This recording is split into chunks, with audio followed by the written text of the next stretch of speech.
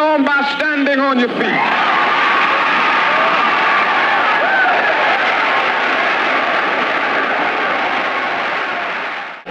We feel that we are right. We have a legitimate gripe, a legitimate protest. And we feel also that one of the great glories of American democracy is that we have the right to protest for right. We will do it in an orderly fashion.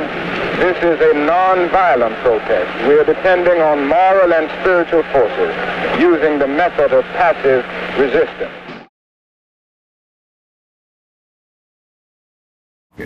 How would you summarize the accomplishments of your Gandhi-like nonviolent technique since the Montgomery bus boycott in 55 and 56? Well, I think some very significant strides have been made over the last few years as a result of the nonviolent struggle in the South. For instance, the sit-in movement, which developed in 1960, has brought about integrated lunch counters in more than 150 cities of the South. Also, the Freedom Rides resulted in bringing about integrated transportation facilities in the South, all over the South, and with the few exceptions in Mississippi, most of the cities have complied with the ruling of the Interstate Commerce Commission. So I would say that strides have been made, and we're still making them in the nonviolent struggle. And you feel that this is the best policy to follow, is nonviolence rather than more direct action? Well, I think that nonviolence is a type of direct action, but it is not violent, and it is not a bitter reaction.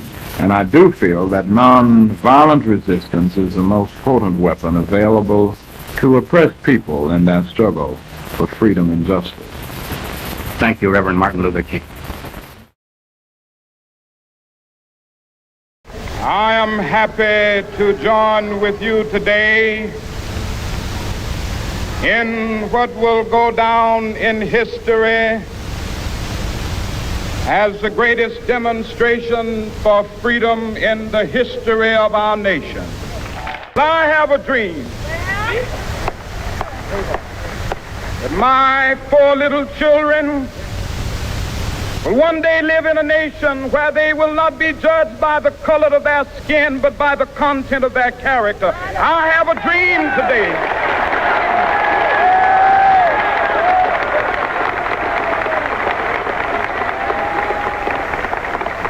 With this faith, we will be able to work together, to pray together, to struggle together, to go to jail together, to stand up for freedom together, knowing that we will be free one day. Let freedom ring, and when this happens, when we allow freedom to ring, when we let it ring from every village and every hamlet, from every state and every city, we will be able to speed up that day when all of God's children, black men and white men, Jews and Gentiles, Protestants and Catholics, will be able to join hands and sing in the words of the old Negro spiritual, free at last, free at last.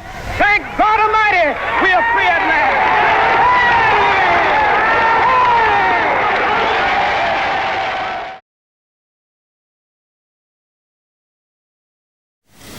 I accept the Nobel Prize for Peace at a moment when 22 million Negroes of the United States are engaged in a creative battle to end the long night of racial injustice. I accept this award on behalf of a civil rights movement which is moving with determination. I am mindful that only yesterday in Birmingham, Alabama, our children crying out for brotherhood were answered with fire hoses, snarling dogs, and even death. I am mindful that only yesterday in Philadelphia, Mississippi, young people seeking to secure the right to vote were brutalized and murdered. I'm mindful that debilitating and grinding poverty afflicts my people and chains them to the lowest rung of the economic ladder. Therefore, I must ask why this prize is awarded to a movement which is beleaguered and committed to unrelenting struggle, and to a movement which has not yet won the very peace and brotherhood which is the essence of the Nobel Prize.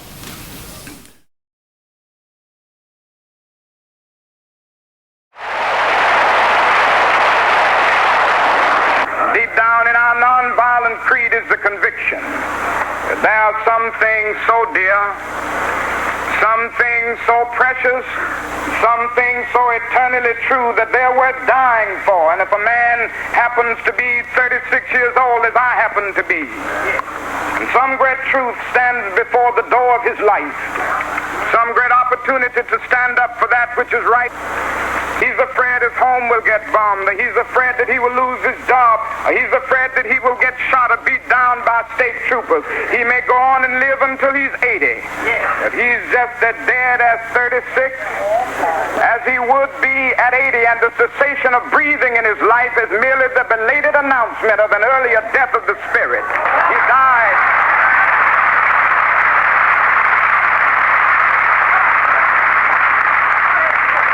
A man dies when he refuses to stand up for that which is right.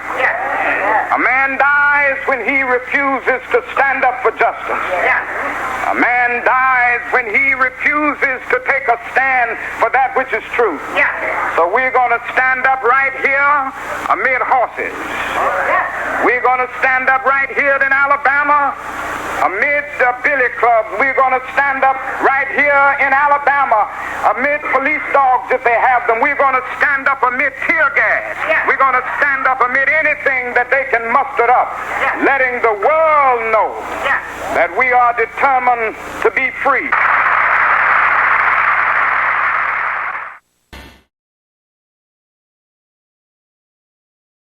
Point of view. And I contend that the cry of black power is at bottom a reaction to the reluctance of white power to make the kind of changes necessary to make justice a reality for the Negro. I think we've got to see that a riot is the language of the unheard. And what is it that America has failed to hear? It has failed to hear that the economic plight of the Negro poor has worsened over the last few years. How many summers like this one do you imagine that we can expect? Well, I would say this: we don't have long. The mood of the Negro community now is one of urgency, one of saying that we aren't going to wait, that we've got to have our freedom. We've waited too long. So that I would say that every summer we are going to have this kind of vigorous protest. My hope is that it will be nonviolent. I would hope that we can avoid riots, because riots are self-defeating and socially destructive. I would hope that we can avoid riots, but that we will be as militant and as determined next summer and through the winter as we have been this summer. And I think the answer about how long it will take will depend on the federal government, on the city halls of our various cities, and on white America to a large extent. This is where we are at this point, and I think white America will determine how long it will be and which way we go in the future.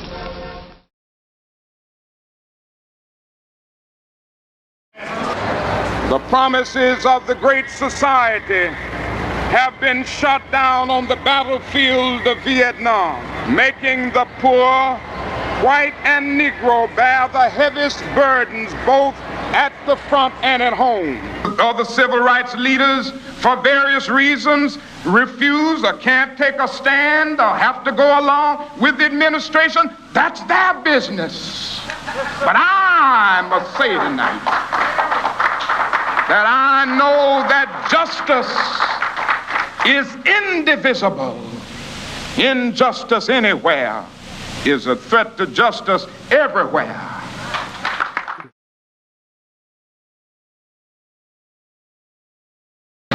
This is a new beginning on the economic front.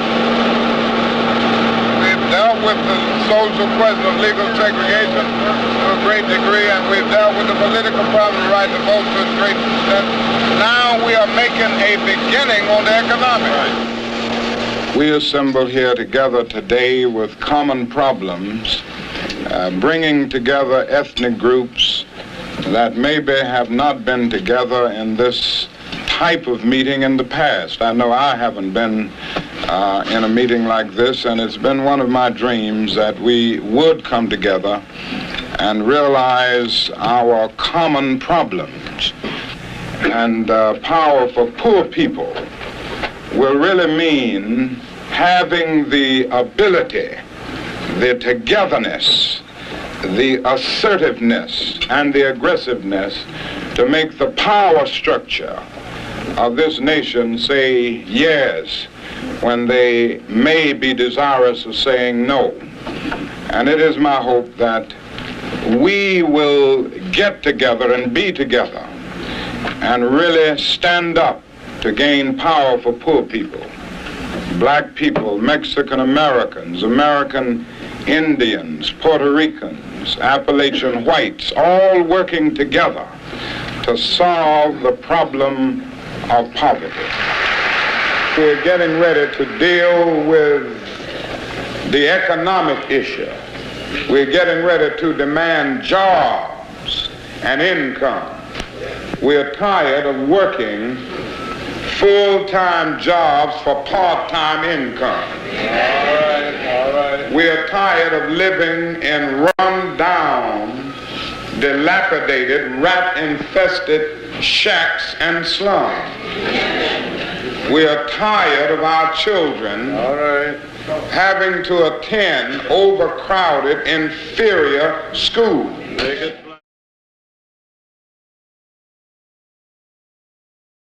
All we say to America is be true to what you said on paper.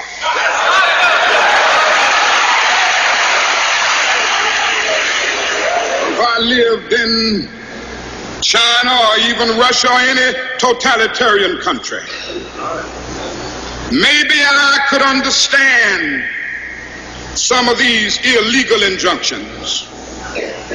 Maybe I could understand the denial of certain basic First Amendment privileges because they haven't committed themselves to that over there. But somewhere I read of the freedom of assembly.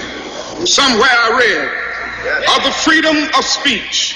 Somewhere I read of the freedom of press. Somewhere I read that the greatness of America is the right to protest far right.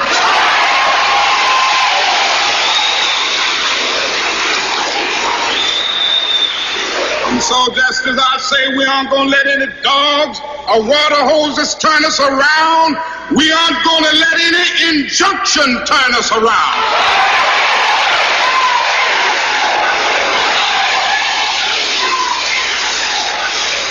Well, I don't know what will happen now. We've got some difficult days ahead. But it really doesn't matter with me now because I've been to the mountaintop. I don't mind. Like anybody, I would like to live a long life. Longevity has its place. But I'm not concerned about that now. I just want to do God's will. And He's allowed me to go up to the mountain. And I've looked over and I've seen the promised land. I may not get there with you, but I want you to know tonight that we as a people will get to the promised land.